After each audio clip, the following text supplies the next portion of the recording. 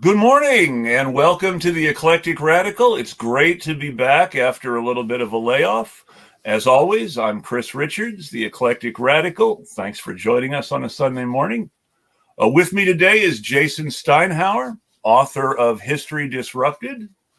And I read the book. The book's a little less than a year old now. Still holds up. Tell us about yourself and your book, Jason, please. Yeah, sure. Well, thanks for having me. Appreciate being here. My pleasure. So I am what we call in my field a public historian. I come from the world of museums, archives, and libraries. I used to work at the Library of Congress. I was also the founding director of something called the LePage Center for History and the Public Interest. And these days I'm a fellow at the Wilson Center, which is a think tank in Washington, D.C. And I've always been very interested in how public audiences learn about the past, interact with the past, and how their notions of history are shaped and reshaped by various forces in society. And increasingly through my career, I've seen how the web and social media have informed and misinformed what people know about the past. So I thought it was worth writing a book about it. I actually thought that someone else was going to write that book because there's been so much discussion about social media and the web and how it's affected all of our lives. And it's been books about social media and politics, social media and journalism, social media and public health. So I figured someone would write a book about social media and its effects on history, but nobody did. So I figured I would be the person to write it. And the book is called History Disrupted: How Social Media and the World Wide Web Have Changed the Past. And it came out at the beginning of 2022. And this is a favorite subject of mine. As people who have watched my show know, I am on the crazy left-wing fringe of American politics. I would have said in the 90s that I was in the center of European politics and on the left of American politics. And now I feel like Europe has shifted so much right too that I'm just a weirdo everywhere.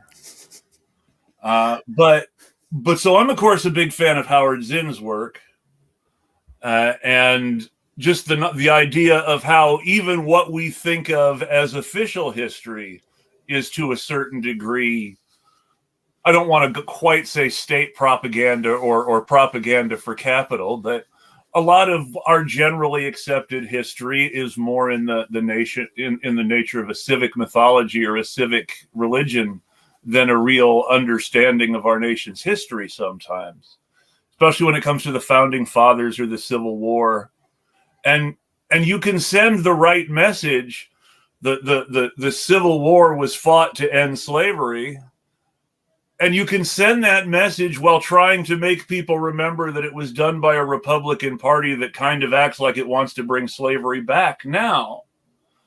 You mentioned the PragerU attack on the Confederate flag, which, hey, great. They trashed the Confederate flag. They reminded people that the war was about slavery, but weren't they also saying, hey, Republicans were fighting against slavery and doing it at a time when Republicans aren't necessarily on the same side of that racial question now?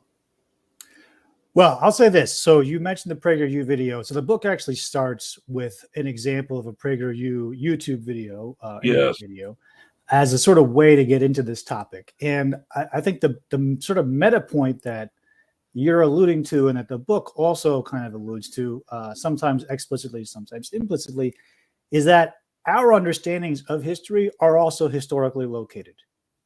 In other words, it's not fixed in time. What we know about the past changes over time, and it changes depending on a lot of different factors. Now, you mentioned Howard Zinn. Howard Zinn was part of a school of historians in the 1960s and 1970s who called themselves revisionists. And the idea was there was this sort of progressive view of history, this Whiggish view of history that dominated American scholarship and American academia in the period sort of leading up to the World War II and then just after World War II, which sort of told a narrative of American history that was sort of, like America has always been on this long path towards justice and long path towards being on the right side of history. And, we had the Civil War and then we had the Civil Rights Movement. And it sort of told this tale of America always winding up doing the right thing. And so Zinn and some of his compatriots basically came out and said, well, that sort of depends on how you look at the story. Because if you flip the story around and you look at it from other perspectives, that's not always what you see. And so the culmination of Zinn's work and his thinking was A People's History of the United States, Yes. which was a book that came out in 1980, in which I read in high school. That was my high school history textbook. That's actually unusual and great to hear. It's unusual, but at the time it wasn't considered to be leftist or radical. So that tells you also how these sort of polarities shift over time. Yes. But Zinn has a long, a big oeuvre beyond just that book. That just happens to be the book that people know.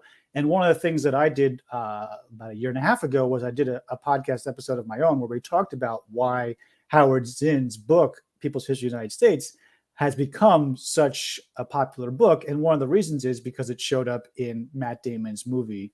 What was the name of that movie that he did in Good Will Hunting? Yes. So it shows up in Good Will Hunting, which is a lot of that's actually where a lot of people first learned about Howard Zinn.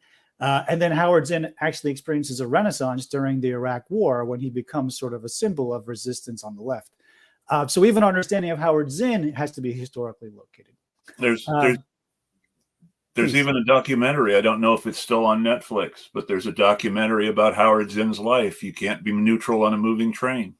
Yeah, and exactly. And that comes about as a result of his connections to Hollywood through Matt Damon. And it turns out Matt Damon was his neighbor. So that's how that whole thing came about. It's funny how things like that end up mattering. Yeah, networks matter, and different modes of authority matter. And that's been true of history for a while. My book then just takes it into the realm of the internet. And I think one of the things that you've alluded to with this PragerU video is that PragerU, in the way that they do their videos, and for those who don't know what PragerU is, it is a conservative political action group based out of Los Angeles, run by a man named Dennis Prager. And it purports to be an educational outlet. That's why they have the U at the end. But that's a little misleading. They do kind of do some education, as you say. They do sometimes get their facts right.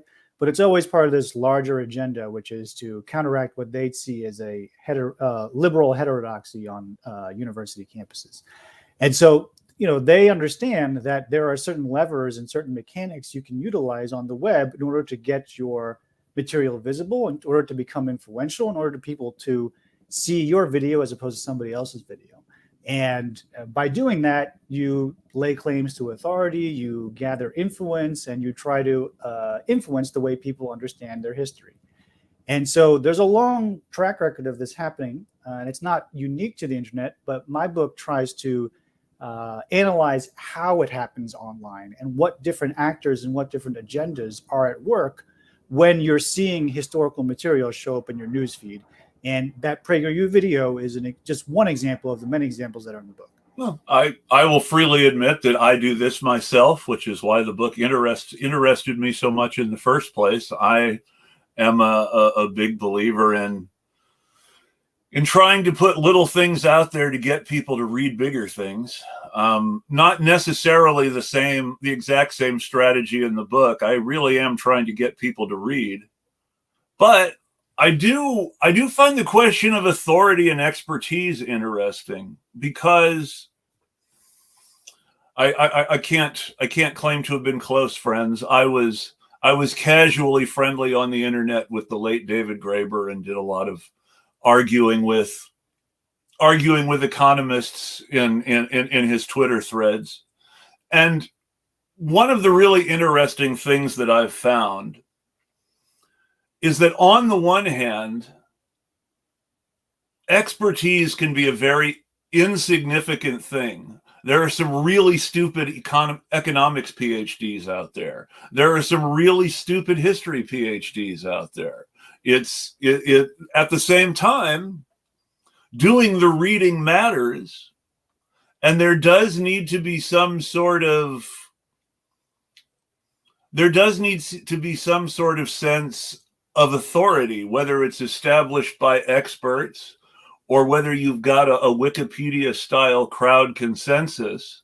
There does need to be some sort of way things are done that allows that authority to develop. But at the same time, it seems like that a lot of expertise is to make what people is saying more important rather than necessarily real expertise, that it becomes a tool rather than a skill. Yeah, I find these questions really fascinating as well. And in fact, I just actually put something up on my Substack about this, because I've been kind of going through these same mental exercises for the past couple of years. You know, in some ways you think you have the answer pinned down, and then something else comes up and you're like, oh, maybe that's not the answer after all. You know, I think one of the things I wrote about in the book, and one of the things I just put up on my Substack, is I think there was a period where there was this sort of linear credentialism that happened. And if you went to undergrad, and then you went to do a master's, and then you went to do a PhD, and then you did an apprenticeship with someone, and then you got minted or dubbed into the professional guild, and that was the way you certified someone as being a quote unquote expert, or at least a subject matter expert in a particular humanities or social sciences discipline. Yes. And obviously inside academia today, that still holds. And I worked in academia for 4 years, and I can tell you that there were people inside that institution who very much were still holding on to that linear credentialism model. But I think on some level, the web has upended that. And I think the web has, as part of its promise, as one of its central promises, in fact, has offered different paths to finding authority and different paths to developing expertise that are not linear, and which are sometimes circuitous, but sometimes just like a very short distance between 2 points. And I think that has been actually one of the primary battlegrounds over the past 20 years when it comes to the web, is who gets to decide who's an expert, and which sources of authority are the ones that we're going to recognize, both within small groups of other experts and society more broadly.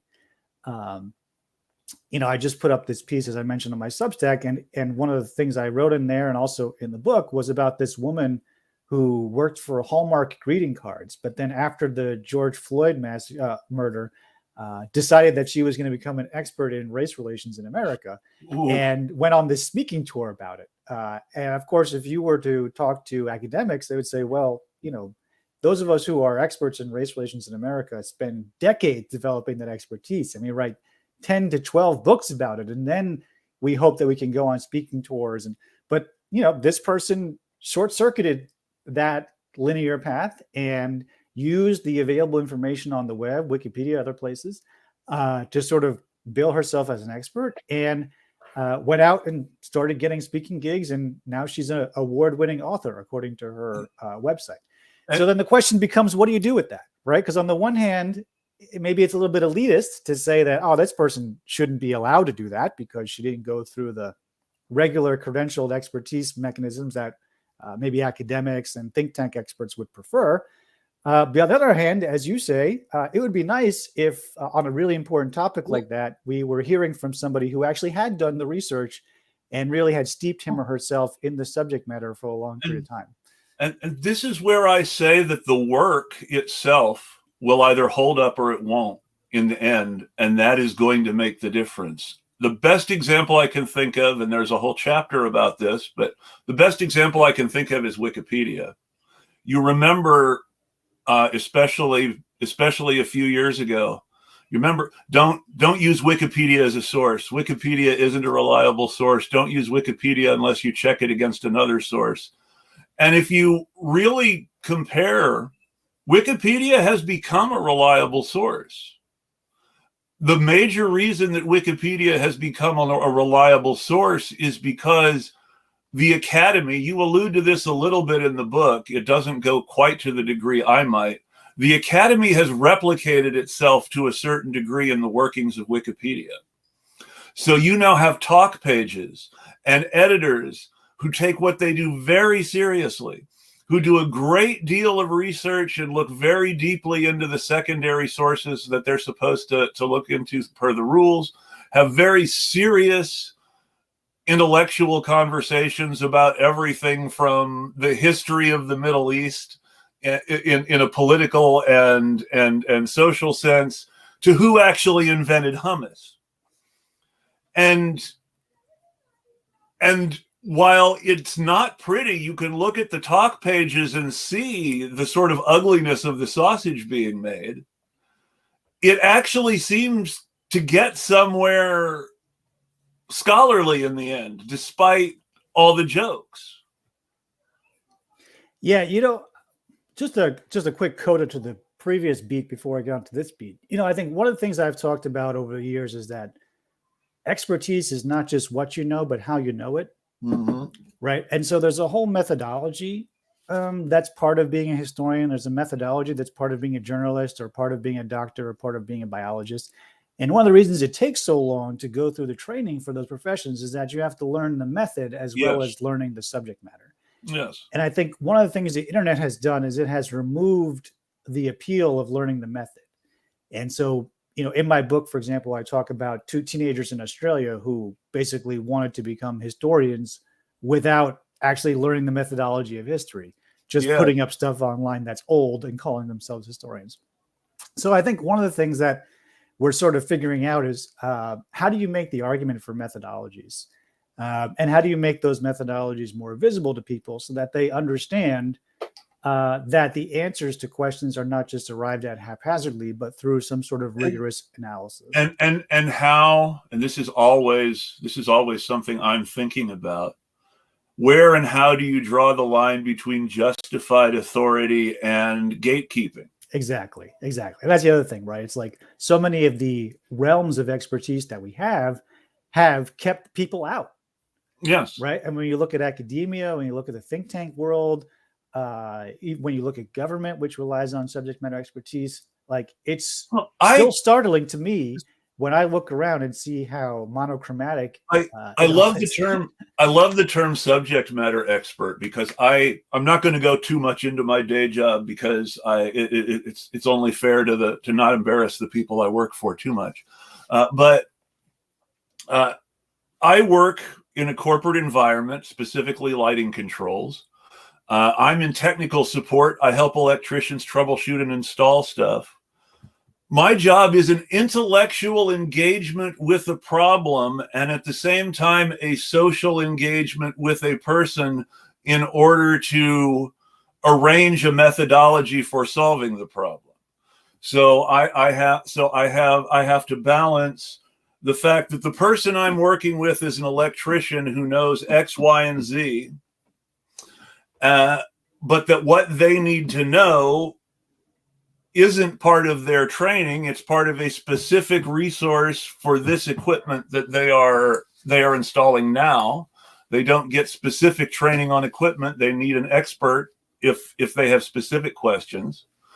But an expert is not someone with an engineering degree and a lot of history designing it. An expert is a guy with a bunch of tech manuals who knows how to find that information quickly and efficiently for the electrician. There is an argument to be made that the library is where the methodology of scholarship starts, and it is the librarian and not the author who is the true intellectual. Yeah. I mean, I could potentially follow that argument. I think the thing about all this stuff is it becomes very meta very fast. Yes, it does. It becomes very meta very quickly. Yeah. But we live in a world that is becoming meta very quickly. We live in a world, think about this, because this is just, think what it says about communication and media and fame as it relates in our society. We live in a country where the president of the United States was banned from major social media apps while he was president because the media was reporting on his social media app activity in a way that was becoming disruptive. And there was a great deal of falsehood in the things he was saying. And the media was reporting on the things he was saying in a way that did not always parse everything. So he's banned from, and then he starts his own social media company. And now you see the media post his communications on his own social media company that no one uses just because it's him. So you throw him out of all social media to get his social media out of the media. He creates his own social media that no one uses. You don't ever go on Truth, do you? Who, me? No, I don't. Yeah. So you've got all this. Nobody uses it, but the media still reports on what he says on Truth Social because it's him. Yeah. Well, I tell the anecdote. I've told it a few times that when I was writing this book about history disrupted, people told me I should write the book about Trump because that's what was selling. And I was like, in no universe did I want to write a book about Trump. So I think part of it, is just what sells, what generates clicks, and Trump. And yes, Trump's outlandish behavior and his buffoonish statements generate clicks, and they get people to engage. And so that's ultimately what matters. I mean, but going back to your question about Wikipedia, just real quick, I think Wikipedia is interesting because there are over 6 million Wikipedia pages just about history, let alone other subjects. And so I'm not necessarily sure I'm ready to say that Wikipedia writ large is a reliable source, because I think within that 6 million, there's a lot of variety. And there are some that are better than others and some that maybe could be useful and maybe some that aren't. I'm not saying there aren't a lot of stub articles. I'm not saying there aren't a lot of controversial articles that need to be rendered less controversial somehow. At the same time, if you're using Wikipedia to stay abreast of modern events within what I would call that have been chronicled on the evening news, it's pretty accurate. Well, I would say this. One of my purposes with this book is this is as much a media literacy project as it is like a history of social media project. And so I think the chapter on Wikipedia, to me, what's most interesting about it is understanding how and why certain pieces of information get into Wikipedia in the first place. Yes. Right. And so that to me is as important as whether or not the information on a particular page may be accurate to an evening news report. In the Hummus Talk page that I referenced, there was a strong belief by people involved in the controversy over the origins of hummus that the Turkish secret police and or Mossad might be involved in their conversations. So, I mean, when you're talking about the sources of some of the information that gets on Wikipedia, this is a good time to mention that. Not everybody on Wikipedia has good intentions. No, and also a lot of Wikipedia is brand building. I mean, I actually wrote the Wikipedia page for a very famous author years ago, and she was very insistent about what I was allowed to put on that page and what I wasn't. And I also wrote the page for a very esteemed scholar who has an international reputation. And she also was very insistent about what would be, and she told me to watch the page to make sure certain stuff did not get on it. And of course, I was in a position where I sort of had to do that. So there's a lot of stuff that goes into what ends up on a Wikipedia page. And I think for me, that's the crux of it. It's all of this is about, as you said, understanding how the sausage gets made, and how the sausage gets made is not just about what's in the talk page or what shows up on the final screen that you see. And I think the more we peel back the layers on the agendas at work behind historical information online, the more media literate and more savvy we all get. I think that's true. I would take it one further. I would say we should also do the same thing with all the traditional history that we consume. Oh, absolutely. As I said before, it's all historically located. So you have to understand why something was written at a certain time and what the power structures were at the time. I mean, a lot of the history that was written of British imperialism was written by British imperialists. Everybody my parents' age, everybody in the country, it doesn't matter where you were, everybody my parents' age was taught a certain version of Civil War history. And that certain version of Civil War history was very different than the version of Civil War history that PragerU ad was trying to bring back. My parents were taught this lost cause. There were good people on both sides. It was about secession and states' rights and not slavery. And this very Shelby Foote, Ken Burns, we should have compromised better sort of educational program. Yeah, which and was Heather Cox Richardson has written a great book about this. yes, It's called "This How the South Won the Civil War," I believe. yes, yes, it is an And excellent. yeah, I mean, this is what one thing that was interesting when I worked at the LePage Center. I was inside of a university, and we had these lunchtime talks. And so, a lot of times during these lunchtime talks, we'd get students from across the country, even across the world, to come in and just kind of chat casually. And I began to realize that actually history education across the United States is very different depending on where you live. And that was not something always I fully appreciated until I got into a university setting and started talking to students about it. I had students in the northern parts of the United States, places like New York, New Jersey, etc., who didn't get as much Civil War history actually, but got a lot of Holocaust history. Yes. And then I would talk to students from the South, Alabama, Kentucky, Mississippi. They would tell me that they didn't get the Holocaust at all in any of their curriculum, but they got a lot about the Civil War and a lot of the stuff that you just talked about, sort of this lost cause mythology.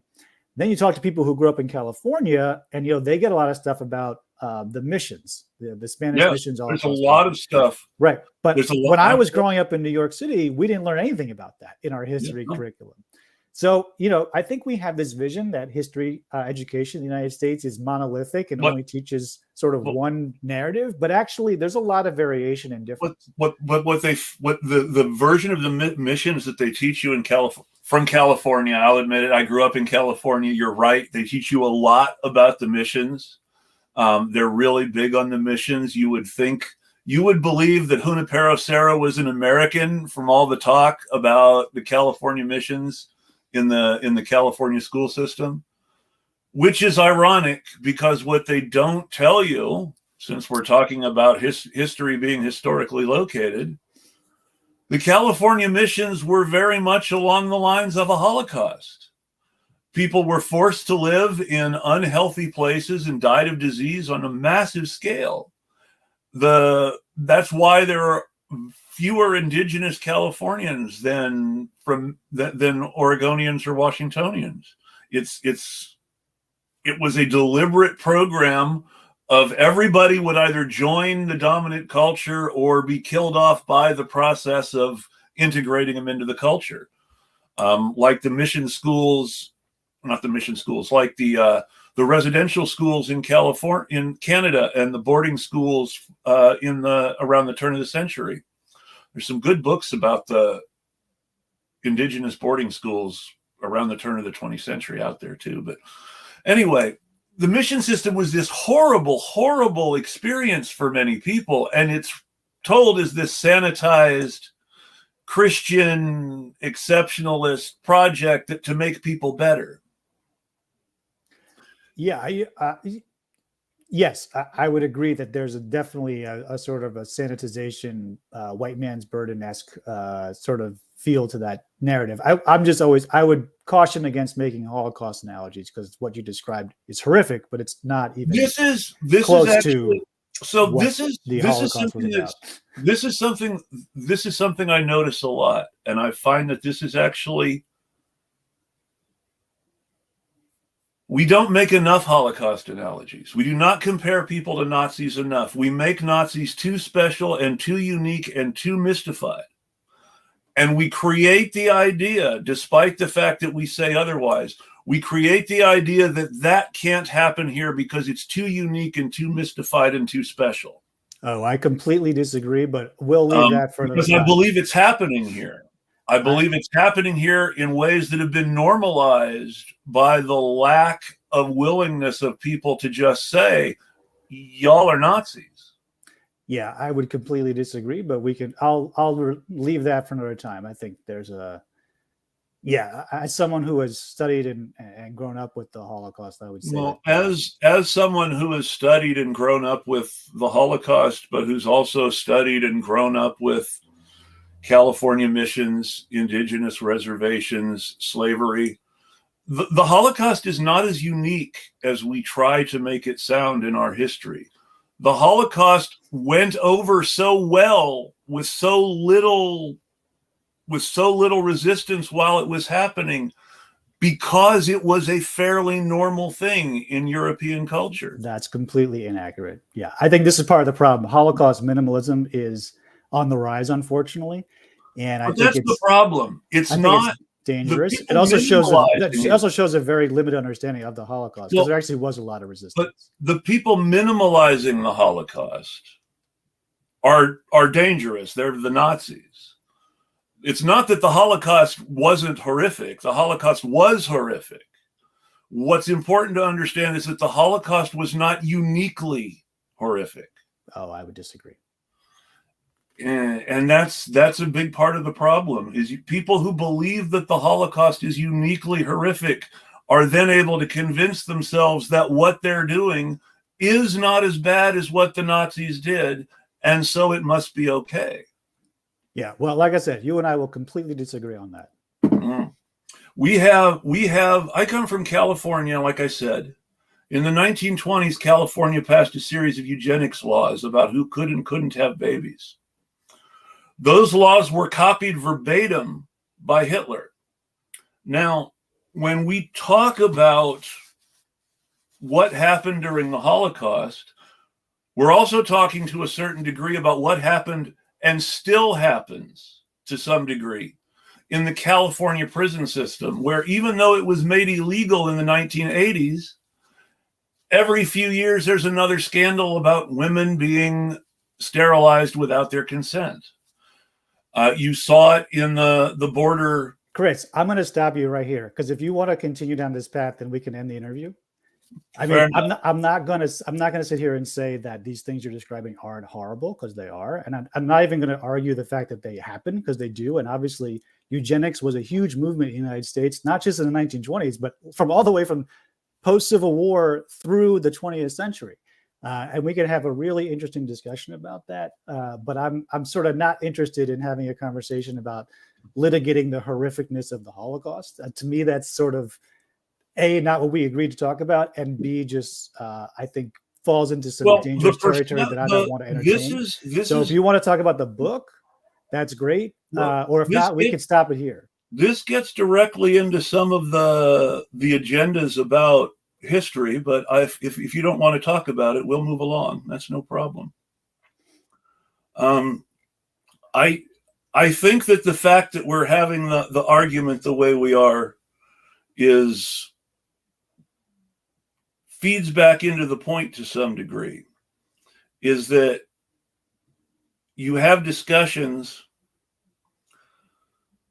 and I hate to sound like a right-winger, because the right takes it completely in the wrong direction and then tries to justify the things that we should be most strongly condemning. We don't talk enough about how we normalize the bad things, and how sanitizing the missions or slavery makes it really easy to repeat the same violations of human rights. Often the very same people who were targeted in the past. We're seeing people who were targeted by the Nazis in the 1920s targeted in this country now in a variety of ways. I would say this. First of all, I think, historians are wary of analogies. Of course. And I think analogies can be cherry-picked to advance whatever agenda you want to advance. So if you want to compare anyone to a Nazi, whether it be someone who mandates a COVID lockdown or someone who something like that, not. You can find evidence to make that analogy and to make it stick. I think it's important to understand all these phenomena independently and then recognize where they may be connected. For example, there's a great book about white supremacy by Kathleen Belew that came out. I think that's how you pronounce her last name. I apologize if it's not. And she talks about how white supremacy is a transnational movement. So it's not just that there's white supremacy in the United States and there's white supremacy in Australia and there's white supremacy in Europe. And that these are this sort of national phenomena. But they are transnational. And they are linked, right? Yeah. And they are in communication with each other. And the arguments and ideas that show up in one place end up showing it up in another because there are networks that are exchanging ideas and learning from each other. A white supremacist in San Diego, not now, because now the political situation has changed and the white supremacist in San Diego is a Putinist now. But a few years ago, a white supremacist in San Diego might have trained with Atomwaffen in Ukraine, where they were working at the time with Ukrainian nationalists. And now this whole network has reoriented itself suddenly around changes in mythology based on political events. So I think it's important, again, talking about expertise, right? There are people who have some really deep expertise in this and have spent their entire careers looking into it. And so I think we owe it to ourselves to engage with that research and that scholarship and to use that to inform the way we talk and the way we think about these things. And I do think that you're right. A lot of this stuff, especially when it comes to historical stuff, does get obscured and it does get sanitized. And oftentimes the obfuscation, what's the word? Obfuscation works. Yeah. And the sanitization is in service to political agendas and to agendas that are, oftentimes undergirded by really poisonous ideologies. Well, so I agree with you on that, but I think it's important not always to leap back to, for example, Holocaust analogies or other types of analogies and say, this is just like that, or this is just like that, because it's not. And at the previous job that I worked at Villanova University, there was actually a really good German historian there. And one of the arguments that he made from his scholarship and expertise was the fact that actually he did not see a straight line in terms of the anti-Semitism in Europe between, Martin Luther and Adolf Hitler. That in fact, there were very different ideas, anti-Semitic ideas, and very different anti-Semitic movements. And those each had to be understood in their own time and place as historically located, as we were saying earlier, as opposed to just saying that what happened in 1930s in Europe was just an extension of what happened earlier. But here's the thing, too. Nothing is ever completely in its own time or place either. It's a continuum rather than a set of photos. Everything is informed by something that happened the day before. Things are cumulative and things, are iterative, of course. But, the situation in a particular time period that may have had particular ideologies that were dominant may not be the same as the ones that exist today. And so I think this is part of where expertise actually does matter. Is having the sophistication to realize where there are continuities and where there are ruptures, where things are different and where things are similar. And then the question becomes, sure, but when the expert when the system of experts is self-perpetuating, then you get an orthodoxy that can't be challenged and a belief, a set of beliefs that are cushioned to some degree from reality. The more entrenched the orthodoxy, the more protection from reality some of the ideas have. I don't think you can say any time and place is completely segregated from what happened the day before or the day before that. Well, I think, again, these questions get very, very meta very, very quickly. Of course. And so it's like, well, basically what you've just said is that there's no way to actually know reality because the reality that we've built for ourselves is so buffered by our own systems. This is a great topic just by itself, because I believe that it is difficult to know reality, but possible. I'm very much a critical realist. Right. Well, I think in history, for example, what we try to do is we try to tell the most honest and accurate story we can based on the available sources. And that's not always going to be the complete story. It's not always going to be free of bias or subjectivity. But part of history is revision. And so you mentioned Zinn earlier. Zinn came from a school of revisionists. And so basically Zinn said, and others, wasn't just him, he's just a name that we remember, what if we look at this story differently? What if we bring in new evidence? What if we add new voices? And that's also happening today. I mean, you look at the history profession today, it is a much more diverse profession than it used to be. It's got a lot Sure. more eclectic scholarship than it used to. There's a lot of really excellent trans scholarship, LGBTQ plus scholarship, women and gender scholarship, which didn't exist 40 to 50 years ago, or if it did exist, was sort of on the margins. So history is in the process of revising itself again, at least within the academy, and surfacing new versions of reality, new ideas about what happened from different perspectives. It's never perfect. And that's part of the challenge with history, is because it always does get revised, because we're always finding new sources or adding new voices. It does complicate things. And sometimes the web is not always great with complexity or this sort of circular revisionism. Have you ever read George Jackson? Yes. Okay. So George Jackson was very much, well, George, to put it simply for readers who aren't, for listeners who aren't scholars, George Jackson was a black man in prison and a communist who wrote quite a lot about how, from the point of view of a black man in prison, liberalism and fascism looked a lot alike. Now, if we put ourselves in George Jackson's time and place, the discussion of analogy, and this is exactly like that, becomes very important to our understanding of how the prison is run, so to speak. Well, I think analogies tell you as much about the people making the analogy as they do the historical phenomena you're trying to understand. And so we have to assess all of these writings and all of these analyses, again, through the time and place that they're written and what agendas they're trying to achieve.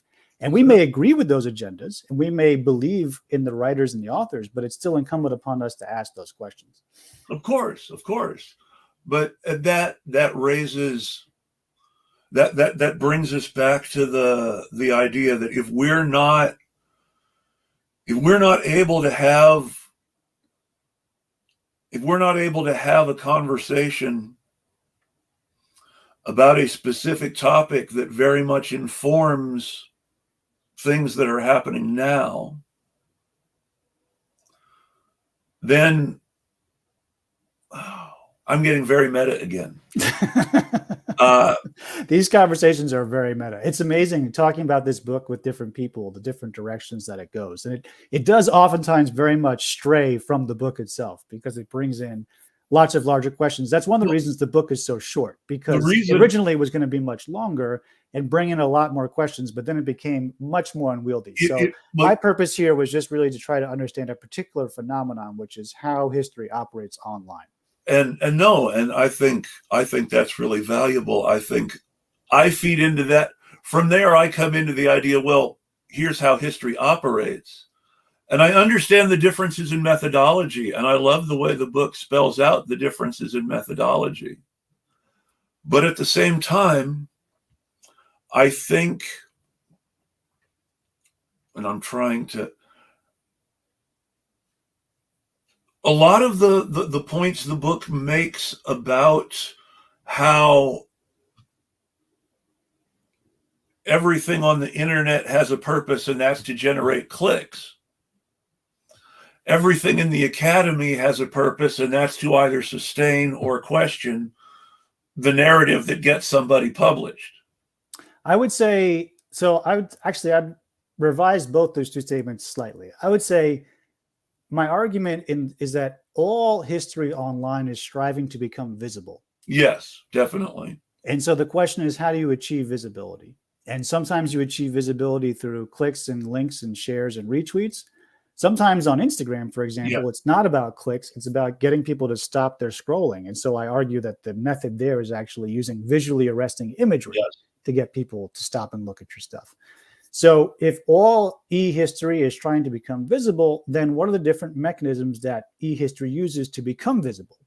And then how do we interrogate those mechanisms to better understand how e-history operates and what methodologies are being used to get stuff in front of your face? Now, inside the academy, I think there are different motivations going on. Some of them are very just personal. Like, for example, I need to publish in order to get tenure. Well, I need to publish in order to get from assistant professor to associate professor. I think so. It's not even about perpetuating a particular mythology or ideology. It's basically just about trying to get jobs. Oh yeah, I think that that's the way our system atomizes us like that very well. Pursue your goals, your needs, and I'm losing my thought again, and I hate that. One thing to keep in mind too about the academy, right, is that so there are increasingly fewer and fewer tenure track jobs for historians.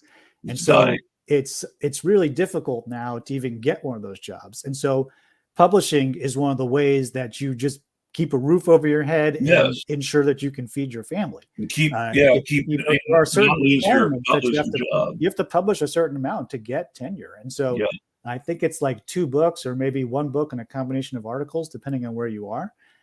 So it's not even necessarily important that people read those books or read those articles. It's just important that you have them on your CV. Oh, and it's also a way. Things like buying somebody's book for a special seminar is a huge deal and very political, and there's a lot of politics in publishing when even the scholastic publishers have shrunk and the podium is smaller, so to speak. Yeah, and listen, academic publishing, I'm not here to defend academic publishing. There's a lot wrong with it. And particularly you have these large companies like even the company that I published with, Palgrave Macmillan, they're owned by Springer Nature. Springer Nature is this $1 billion scholarly publishing outfit. They charge an arm and a leg for all their articles and journals. They negotiate very hard with the libraries for these mega $1 billion contracts, or mega $1 million contracts, I should say. And so there's been a lot of people who've been trying to reform academic publishing. I was part of something called the Open Scholarship Initiative for many years. And the Open Scholarship Initiative was trying to find a way to move all journal publishing to open access. Finding the business models that would be acceptable to both publishers and academics in order to do so.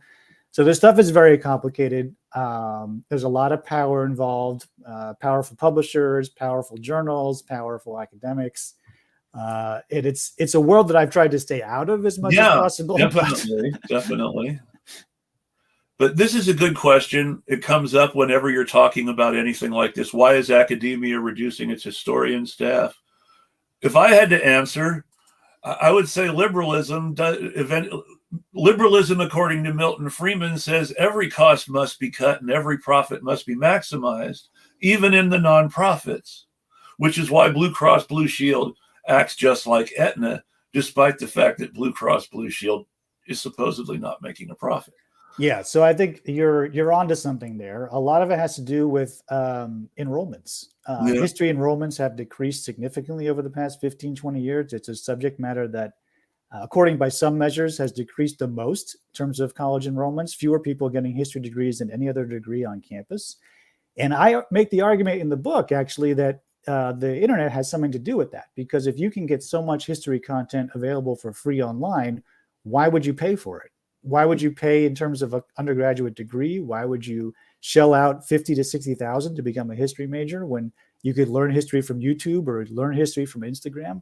People are making those calculations. Why? So it's also that because there's this narrative out there that there are fewer jobs, then students are saying, well, if I can major in STEM and be assured a job when I graduate, why should I major in history? So all of that leads to university presidents and deans, as you said, looking at their budget and saying, listen, I can't justify having 20 history professors when only 20 people are history majors. And so as faculty are retiring, their lines are not being renewed, or they're moving classes from full-time faculty to adjunct faculty, or they're just consolidating the history departments altogether, which has happened in a lot of places, either taking it away or moving it into other departments. And I know what you're saying is true for the simple fact that I would have been studying history in school if not for the fact that I couldn't think of really any job that I could get with a history degree other than a lawyer, which still requires a law degree, and you end up not doing anything with history.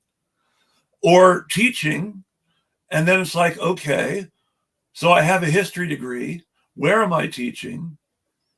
And so I ended up not doing it. So you're absolutely right. Now, my methodology is not that much different than someone who's in the academy. I'm just not in the academy. I read, I write, I consume much more traditional history than e-history. But at the same time, the facts of what you're saying are why I didn't pursue the academic path specifically. It makes perfect sense. And and honestly, I didn't either. I mean, I didn't pursue that path either. I majored in American studies, and I went to graduate school and got trained as an archivist. And I worked in, archives and libraries for a little bit before kind of moving in this direction. It's a real thing. And what's interesting is where I live and work here in Washington, I actually do run into a lot of people who have history BAs or history MAs doing some interesting things. All those people in politics have BAs and MAs. Yeah, they work in government, or they work on Capitol Hill, or they work in think tanks. But, those jobs are not necessarily a dime a dozen either. Those are somewhat hard to come by. Yeah. And interestingly enough, places like Yale and Harvard, and to a certain extent Georgetown and Princeton, they're still seeing some steady history enrollments, in part because the networks in those schools are so powerful that if you graduate with a history degree from Yale, you can still network your way into a job in government or at McKinsey or somewhere else. When I was talking about majors, the counselor who was talking with me about majors says, well, most people with a political science degree are lawyers, but most lawyers have history degrees, and was explaining all this stuff about the fields I was talking about. It was essentially talked me out of anything that I was actually interested in, because there was no job there, which again shows. So now we have a university system whose purpose is to train people for jobs, which is not what the university system was intended for when the liberal arts curriculum was devised. Yeah, and I get it. If you're a parent and you're paying $70,000 or $80,000 a year, you kind of want people to have job security, or at least a prospect of a job. And so I think part of this is directly connected to the exorbitant price of higher education. Yes, which is just indefensible as far as I'm concerned. And so I would love to be able to see more history majors, but I'd also love to see college be much more affordable, for there to be many more scholarships for people to go to college, for college to be free for many people who either they are low income or can't afford it, or for other reasons need that type of assistance. So I think the whole thing needs to be rethought. And again, this is not necessarily my specialty, but I would argue for more historical literacy and more people in history classes. But I totally get why people aren't taking it. We need more people in history. If nothing else, people should audit history classes. One of the things that I really loved, it's sad to see that it was a short-term experiment. One of the things I really loved was iTunes University. You could take David Blight's history classes like they were being taught in Harvard, and listen to all the lectures and have the reading list and know what books to read. Yeah, one of the things I recommended in the book, as you know, is that maybe history could be, taken out of the undergraduate curriculum and reinstated as something that you have to come back and take later once you've been in the working world for a little bit. In other words, shorten the amount of time that you have to go to university so that it saves on cost and reduces the pressure of having to take all these classes. Go into your professional world, your professional life, but you have some sort of a commitment. I don't even know what this would be. I'm just spitballing, but some sort of a commitment where you have to go back and take some liberal arts classes that you may have missed the first time around, like history and philosophy, in other words. The principle of liberal arts, for all those who didn't know it, was to teach someone how to be a gentleman, which is to say, by the standards of their day, how to participate in polite society, and more importantly, how to effectively participate in civil society. So the theory was that if everybody with a liberal arts everybody with a liberal arts education went into government, then the government would be run by people who understood how to make society run the best for everyone.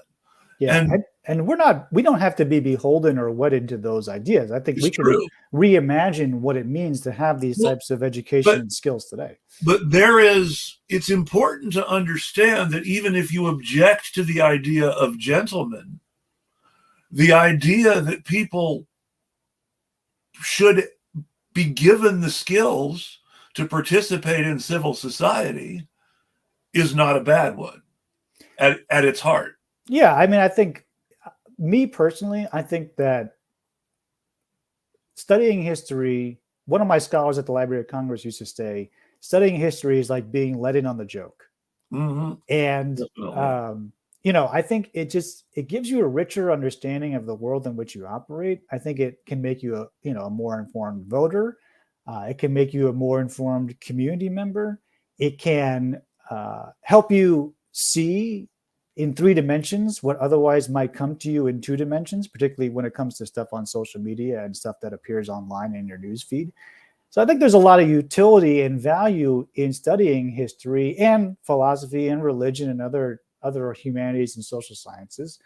I just think maybe we need to reimagine how we introduce people to the material and where in their lives they encounter this material. And maybe maybe it's undergrad, maybe it's somewhere later in life, maybe it's sort of a lifelong learning type of thing. And I do think that the internet and the web do have some role to play in that and do have some utility in that. But we always need to be just more cognizant and more aware of why we're seeing certain information in our news feeds at certain times. And that's where I like to think the book makes some sort of a contribution. This is hilarious, but it's true. Indeed, liberal arts makes one well prepared to go on Twitter. Twitter. Yes. Now, what's funny is Twitter is actually a fairly good subject in its own, worthy of its own show, for the topic of how information is delivered and who has an agenda and what all those agendas might be. Yeah, and it's a moving target too. I mean, it's interesting to see what's happened with Twitter and how the different dynamics are shifting in there. I want to say that we're coming up on an hour, and I will not want to take too much of your time. I know you said you had some other things to do. Yeah, we have a baby shower to go to today. And other things. I enjoyed the conversation very much. I hope I did not make you too upset. Oh no, I'm not upset at all. Yeah. And I would love to talk again sometime. Please don't be afraid to reach out if there's anything you want to talk about.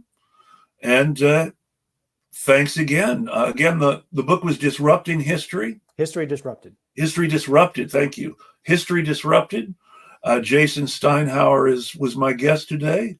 I want to thank everybody for joining me. Jason, you have a great day. Thanks, Chris. Appreciate it. Thanks, everyone, for tuning in. And yeah, it was fun. I like a good debate. So I appreciate it. And there's a leave studio button right down here on your corner. And that way you can pop out when you're ready. Cool. Thanks, everybody, for joining us. Memes are their own topic for their own show, Connor. We should do a show about memes sometime. Memes are my biggest problem. I love memes and I hate them. It's a complicated relationship. I want to thank everybody for joining me. I do want to say some things before I go. The first thing is I don't completely subscribe to the idea that history is just about making one a better voter. It can be about helping one understand what's happening and how to organize against it. We shouldn't just limit our view of political society to voting. That said, I think Jason had a lot to offer despite some of the disagreements. I hope everybody enjoyed the show, and I'll tweet at you. Y'all take care.